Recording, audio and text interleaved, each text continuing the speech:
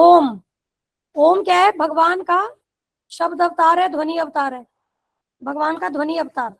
और ओम से ही बाकी सारे जो शब्द है ना वो ओम से आए हैं, ठीक है। ओम में और भगवान श्री कृष्ण में कोई भेद नहीं है।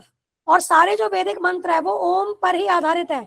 आप देखते हो कि वैदिक मंत्रों में पहले मंत्र के आगे हमेशा ओम आता है ना, हमेशा पहले ओम आता है, क्योंकि ओम से फिर क्या है, वो ओम भगवान श्री कृष्ण को डिनोट करता है।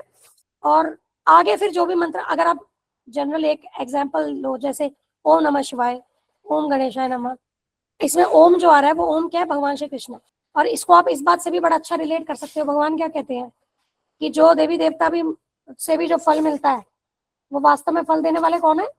भगवान श्री कृष्ण है ना। तो अब देवी देवताओं के भी अगर हम मंत्र देखें तो उसकी शुरुआत ओम से होती है, मतलब भगवान श्री कृष्ण का आह्वान करके होती है। अगर आप केवल नमः शिवाय बोलो, केवल आप बोलो गणेशाय नमः, तो वो इनकम्प्लीट है, क्योंकि आपने पूर्ण पुरुषोत्तम भगवान को आपने वहां आह्वान उनका नहीं किया। तो उसकी कंप्लीशन ही उसका कब होगा? जब भगवान का उसमें नाम होगा। तो इसीलिए मंत्रों के आगे ओम। तो मंत्र जब तक भगवान का उसमें सैंक्शनिंग नहीं है तो वो मंत्र भी पूर्ण नहीं है, मंत्र से जो फल मिलता है वो भी पूर्ण नहीं है, ठीक है। वैदिक मंत्र का हम इस तरीके से समझ सकते हैं। अब सोहम का मतलब क्या है? मैं वही हूँ। सोहम, मैं वही हूँ। इसका मतलब ये नहीं है कि मैं भगवान हूँ, मैं भी क्या हूँ? भगवान की तरह मैं भी दिव्य हूँ, मेरे भी जो गुण है वो दिव्य है, ठीक है। भगवान के प्रकार ही वैसे ही गुण मुझ में है। तो भगवान दिव्य है, मैं दिव्य हूँ। भगवान सच्चिदानंद है, मैं सच्चिदानंद हूँ, है ना। क्योंकि मैं भगवान का अंश हूँ। जैसे समुद्र का पानी की बूंद समुद्र का अंश है, तो अगर हम केमिकल एनालिसिस करें तो उसमें उसी प्रकार से वो जो केमिकल्स है वो उस बूंद में मिलेगी जो सागर में है ना, क्योंकि वो बूंद जो है वो सागर का अंश है। तो इसी तरीके से सोहम का मतलब मैं वही हूँ, मतलब मैं भी दिव्य हूँ, और मैं भी भगवान के समान मुझ में वो गुण है, लेकिन मैं भगवान नहीं हूँ, ठीक है। अब तत्त्वम असि, तुम वही हो। तत्त्वम असि, तुम वही हो, इसका भी मतलब क्या है? परमेश्वर के समान हो, भगवान के समान हो, लेकिन किस रूप में? गुणात्मक रूप से, सत चित्त और आनंद, ठीक है। लेकिन तुम भगवान नहीं हो। इसमें भी प्रभुपाद जी समुद्र का ही उदाहरण दे रहे हैं, ठीक है। अब लेकिन निराकारवादी इनके रेफरेंसेस से ऐसे लेते हैं, मैं वही हूँ, तुम वही हो, तो उसमें वो इसको इंटरप्रेट क्या करते हैं कि मैं भी भगवान हूँ, ठीक है।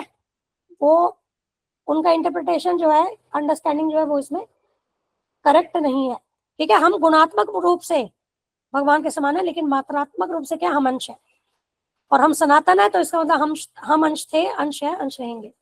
ब्रह्मेति परमात्मेति भगवानेति शब्दते। तो यहाँ पर ब्रह्म जो बात हो रही है वो किसकी बात हो रही है?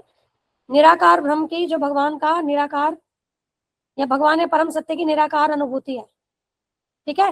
मतलब उनकी अंग कांति जो भगवान श्री कृष्ण। अब परम सत्य कौन है? भगवान श्री कृष्ण, ठीक है। परम सत्य कौन है? भगवान श्री कृष्ण। पूर्ण पुरुषोत्तम भगवान भगवान श्री कृष्ण। तो इनके अंग से निकलने वाली जो दिव्य किरणें हैं, अंग कांति है, वो क्या? ब्रह्म कहलाती है। और ये क्या है? परम पुरुष की, पूर्ण पुरुषोत्तम भगवान की या परम सत्य की निराकार अनुभूति। और इसके द्वारा क्या है? ये सर्वव्यापक है। अब सब कुछ जो भी अनंत कोटि ब्रह्मांड में, चाहे आप भौतिक ब्रह्मांड देखो, आध्यात्मिक देखो, सारे अनंत कोटि ब्रह्मांड सब किसमें है? ब्रह्म ज्योति में है। हर एक चीज जो है ना वो ब्रह्म ज्योति के अंदर ही एग्जिस्ट कर रही है, उसी में है। तो ब्रह्म ज्योति के रूप में या निराकार ब्रह्म के रूप में भगवान सर्वत्र है, सर्वव्यापक, सर्वत्र, सब कुछ ब्रह्म ज्योति में। अब आपको याद है हमने डिफरेंशिएट किया था कि जो आध्यात्मिक जगत है उसमें आध्यात्मिक जो प्लैनेट्स हैं, जो ग्रह हैं, आध्यात्मिक लोग, उनके कोई कवरिंग नहीं है। इसीलिए क्या है, जो ब्रह्म ज्योति वहां पर जो है उसकी पूरी रोशनी है वहां पर, और वो सेल्फ एफल्जेंट, वो स्वतः प्रकाशित है, क्योंकि उसमें कोई कवरिंग नहीं है। लेकिन अगर हम भौतिक जगत की बात करें तो उसमें क्या है? उसमें कवरिंग है, उसमें लेयर्स है, 7 लेयर्स है ना। हमने बात की है इसमें, तो मैं डिटेल में नहीं जा रही हूँ। अब क्योंकि वो लेयर्स है इसीलिए वो ब्रह्म ज्योति क्या उस लेयर के पर कंप्लीटली नहीं आएगी, है ना। और ब्रह्म ज्योति भी कैसी है? भगवान का शरीर कैसा है? वो नीला है ना, ब्लूइश ब्लैक शरीर है। तो ब्रह्म ज्योति का कलर भी क्या है? वो उसमें नीला टिंज आता है, वो कलर आता है, ब्लूइश ब्लैक होगा। जैसा भगवान का शरीर है ना वैसे ब्रह्म ज्योति का कलर होगा। इसीलिए हमें रात में आसमान, अगर आसमान को देखते हैं तो वो हमें काला नहीं दिखता है, वो ब्लूइश ब्लैक दिखता है या डार्क नीला दिखता है, क्योंकि वो ब्रह्म ज्योति का कलर है, और ब्रह्म ज्योति का कलर किससे है? भगवान के कलर से आया। ये समझ में आ रहा है? कभी भी जेट ब्लैक नहीं दिखता है आसमान, ठीक है, इसको ध्यान रखना। वो हमेशा डार्क नीला दिखता है। भगवान का कलर ब्लूइश ब्लैक है, फ्रेश रेन क्लाउड्स, तो वैसा कलर है वो, ठीक है। अब और देखो, अब इसके आगे, ये तो हो गया ब्रह्म। अब जब आत्मा के लिए कहते हैं अहम ब्रह्मस्मि, इसका मतलब क्या? मैं ब्रह्म हूं, मैं यह शरीर नहीं हूं, मैं चेतन आत्मा हूं, और मेरा वास्तविक स्वरूप आध्यात्मिक है।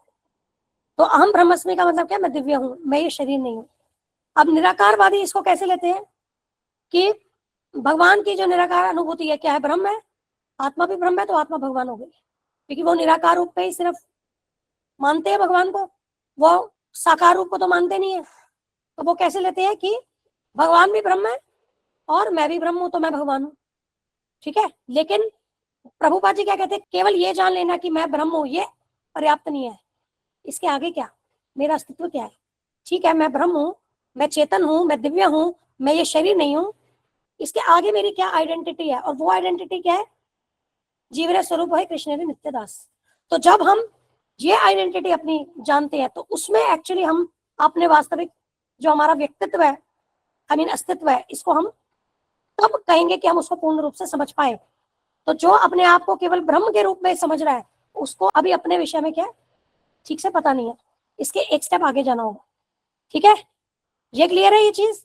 तो हमें ब्रह्म के स्टेप पे आगे जाना होगा। अब देखो, अब नीचे की जो दो स्टेटमेंट्स है ना, इसको थोड़ा समझो। यहां पर क्या कह रहे? ब्रह्म कौन है? जीव है, ठीक है। ब्रह्म कौन है? जीव है, जीव ब्रह्म। आप उसको क्या कह सकते हैं? एक जीवात्मा को क्या कह सकते हैं? जीव ब्रह्म। जीव ब्रह्म, कि वो है जीवात्मा या जीव ब्रह्म, वो दिव्य है। भगवान को क्या कहते हैं? पर ब्रह्म या परम ब्रह्म, पर ब्रह्म या परम ब्रह्म। और पर ब्रह्म कौन है? पूर्ण पुरुषोत्तम भगवान श्री कृष्ण। पर ब्रह्म जो है या परम ब्रह्म जो है, वे एक व्यक्ति है। पर ब्रह्म की अगर हम बात कहें, तो पर ब्रह्म जो है वो कोई निराकार नहीं है, वे एक व्यक्ति है। परम सत्य वे एक व्यक्ति है, और वे कौन है?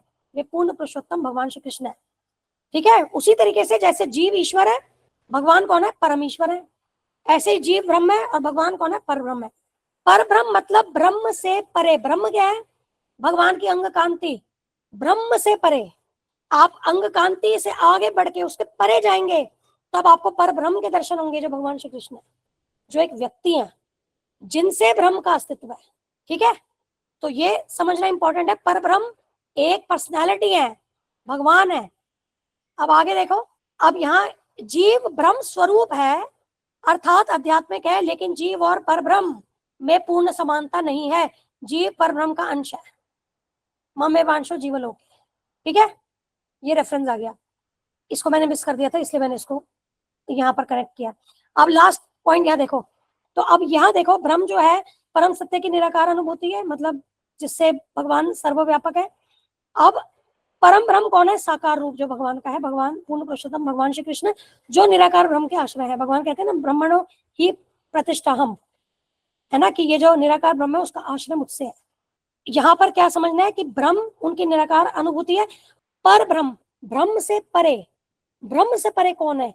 वे साकार परम पुरुष है, पूर्ण पुरुषोत्तम भगवान श्री कृष्ण, जो निराकार ब्रह्म का आश्रय है।